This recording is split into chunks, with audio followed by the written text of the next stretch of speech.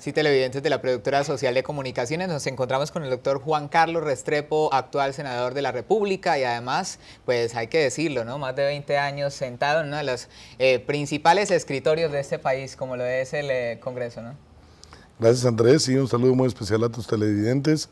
Sí, el pasado octubre, ya 22 años de Congreso, que es mucho tiempo, desde que en mis inicios fui asesor en la Comisión Primera de la Cámara de Representantes, posteriormente como secretario de la Comisión de Presupuesto de la Cámara, luego representante a la Cámara. Hay algo muy particular en su hoja de vida y es que usted entra como practicante, prácticamente, valga la redundancia, al Congreso de la República, se queda y ha venido de elecciones en elecciones hasta hoy. ¿Cómo lograr esa fuerza para seguir repuntando en las urnas? Gracias, Andrés. No, digamos que no entré como practicante, entré como recién egresado en la Facultad de Derecho de la Universidad Externado. Yo estaba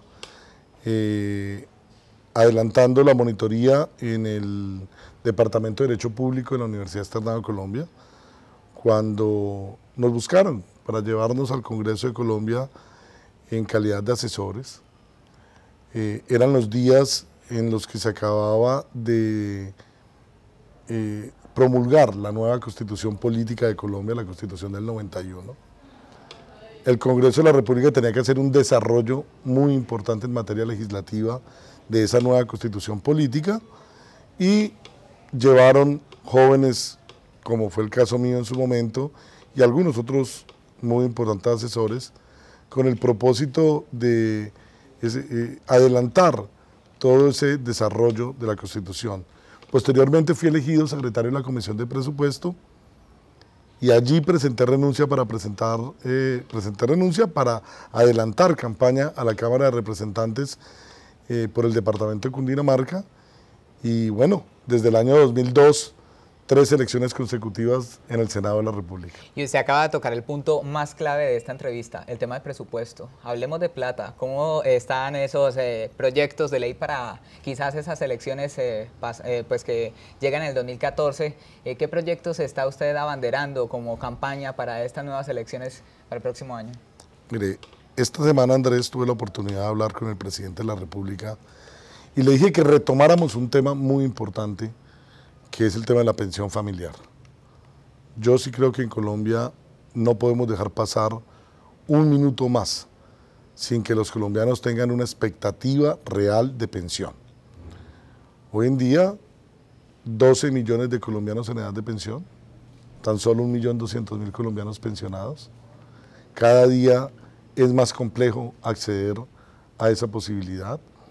A partir del 2014, el régimen indica que se necesitarán 57 años de edad en el caso de las mujeres, 62 años de edad en el caso de los hombres, 25 años de cotizaciones para acceder a pensión, y resulta que los colombianos no tienen trabajo de calidad durante 25 años.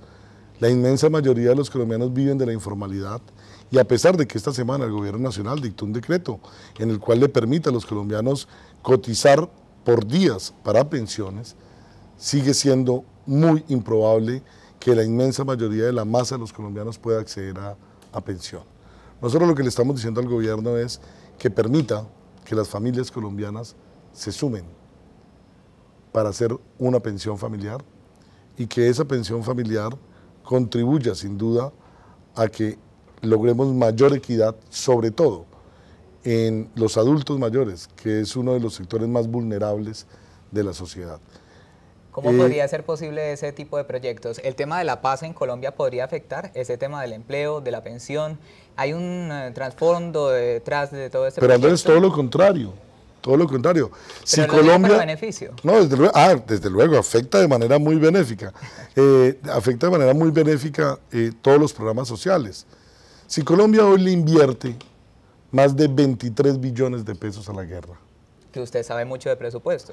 Y de esos 23 billones de pesos, el gran impacto se lo llevan la compra de armas, municiones, toda la logística de las fuerzas militares y un costo en recurso humano monumental. Para combatir quizá 20.000 o 25.000 hombres que están en armas en la subversión. Me refiero a los grupos al margen de la ley, guerrillas, FARC, ELN, Bacrim. y las expresiones de las Bacrim, de las denominadas bandas Y criminales. las que se llegan. Y bueno, y digamos, todo lo que se quiera, porque desde luego que estamos en un país que desafortunadamente se acostumbró a la violencia y donde la violencia es un medio de vida. ¿Cómo sería ese cambio entonces de esa inversión de los 23 billones de pesos en guerra en Colombia a un beneficio social? ¿Cómo Pues podría darse ese cambio? Andrés, si nosotros establecemos que de todas maneras el Estado colombiano tiene que tener un ejército, el Estado colombiano tiene que defender su soberanía, el Estado colombiano tiene que invertir unos recursos en la defensa de sus mares, de sus fronteras. ¿Qué plantea Cambio Radical?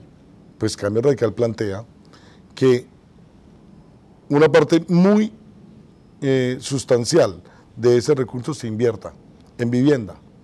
Ya lo demostró el ministro Germán Vargas Lleras desde la cartera del Ministerio de Vivienda y Agua Potable, cómo era posible hacer vivienda en este país sin tantas trabas, sin tantas talanqueras. Demostró en tan solo unos meses cómo el país podía dar un salto en materia de vivienda para los más pobres. A propósito, doctor, y eso sí no me lo perdonarían los televidentes, en Tuluá fue la primera ciudad del Valle del Cauca que visitó y es la primera ciudad que no tiene viviendas gratis en el centro del Valle del Cauca. Cambio Radical está pensando volver a fortalecer esos programas de casas gratis. ¿Llegarían para Tuluá puntualmente, que es donde estamos hoy haciendo esta entrevista?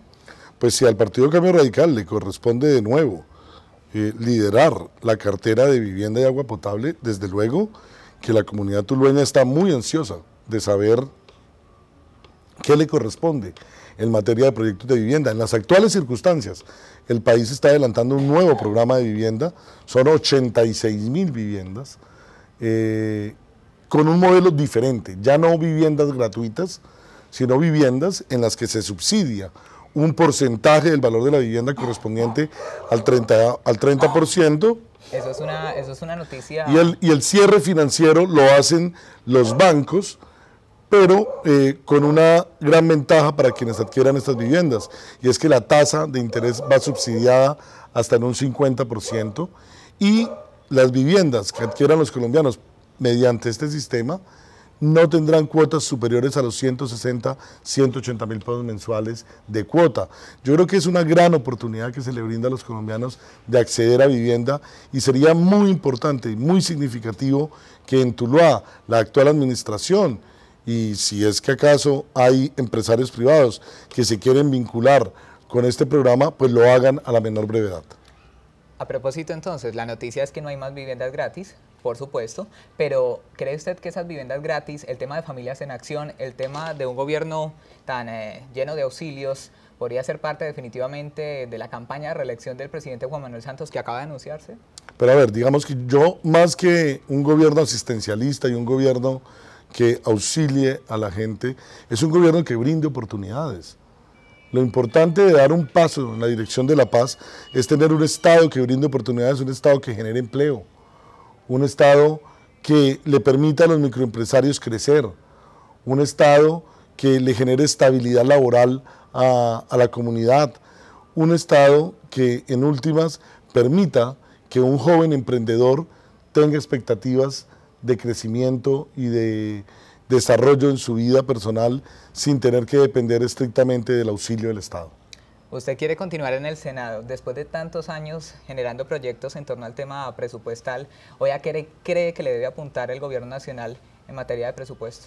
Para mí, temas muy puntuales de competitividad y de desarrollo tienen que ser, primero, Colombia tiene que ser un país que le brinde la posibilidad a sus adultos mayores de acceder a pensión. Uno. ¿La pensión es su bandera? Pues la pensión tiene que ser una bandera de los colombianos. Es que un país donde la gente no se pensiona es muy grave. ¿Qué hace usted con un estado donde los adultos mayores todos tienen que vivir de programas asistencialistas? ¿No es mejor que los colombianos se pensionen? ¿No es mejor que puedan acceder a este beneficio tan importante para cualquier ser humano? Dos, me parece muy significativo que el gobierno nacional invierta en educación de calidad. Durante muchos años nos preocupamos por la cobertura. Ahora es la hora de invertir en calidad en la educación y quizá en la reorientación de programas educativos que les sirvan a los jóvenes. Los jóvenes no pueden seguir estudiando exclusivamente las carreras liberales, exclusivamente los programas universitarios que se ofrecen, sino que deben buscar, mediante formación técnica y tecnológica, ser más competitivos para el sector real de la economía. Y diría que Colombia tiene que dar una discusión profunda en materia de salud pública y que este no es el momento. Yo celebro que el gobierno nacional le saque el acelerador a la actual reforma de la salud y ojalá permita que esa discusión se dé en una época no electoral. Muy bien, finalmente usted usa una metáfora muy importante y es el tema del acelerador. ¿A qué le está metiendo el acelerador? Ahora nos decía, madrugó a las 4:30 de la mañana desde Medellín para estar hoy en el Valle del Cauca. ¿A qué le está metiendo el acelerador en esa campaña hacia el Senado de la República? No, le estamos metiendo el acelerador a poder visitar más de 150 municipios en estos meses antes de que termine el año, para tener un nuevo reconocimiento con nuestros amigos, un saludo antes de la Navidad y luego a partir del mes de enero, del 7 de enero, emprender pues la marcha final de lo que debe ser este proceso electoral que nos debe llevar sin duda a una gran victoria el próximo 9 de marzo. Finalmente, se llega a un cambio radical, como es el nombre del partido político. ¿Se firma la paz? ¿No se firma la paz? ¿Cómo plantea Cambio Radical ese escenario?